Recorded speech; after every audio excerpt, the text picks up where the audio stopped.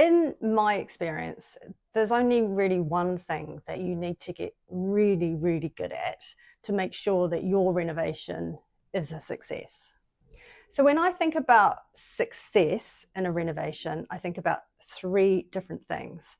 So the first thing I think about is that you're going to end up with a final home that is perfect for you and your family, that you're going to love living there. It's going to reflect your style, your aesthetic, and the way that you live your life. So it's going to be highly personal to you.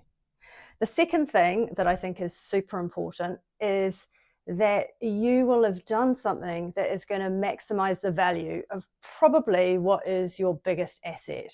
So you're going to have made smart choices to increase that value.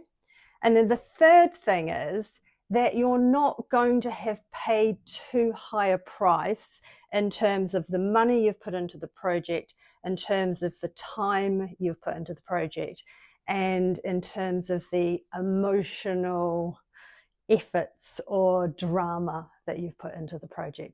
So for me, those are the three key things that I measure renovation success against.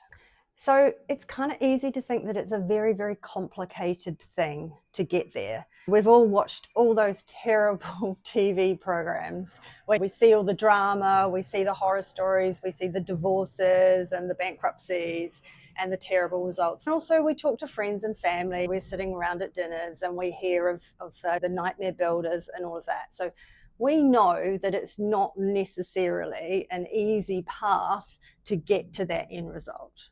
After renovating for myself and many, many clients for over 25 years, I personally believe that what it comes down to is mastering just one key meta skill. By a meta skill, I mean a skill that sits under all the others. And if you can get that one thing right, everything else just feels like it flows. So what is it? It isn't design. It isn't project management. It isn't budgeting. It's none of those things. What the meta skill is, in my mind, is decision making. Consistently being able to make the right decisions time after time. Decisions where there's no perfect answer. Decisions where you're under incredible time stress. Decisions that can literally have hundreds of thousands of pounds hanging on them. Decisions that can end up resulting in daily niggles that are just going to annoy you for the next 10 years. In my mind, successful renovations are definitely not built just on having great taste or incredible organizational skills. They are built on the ability to make great decisions over and over and over, and for those decisions to build on each other and result in a successful renovation.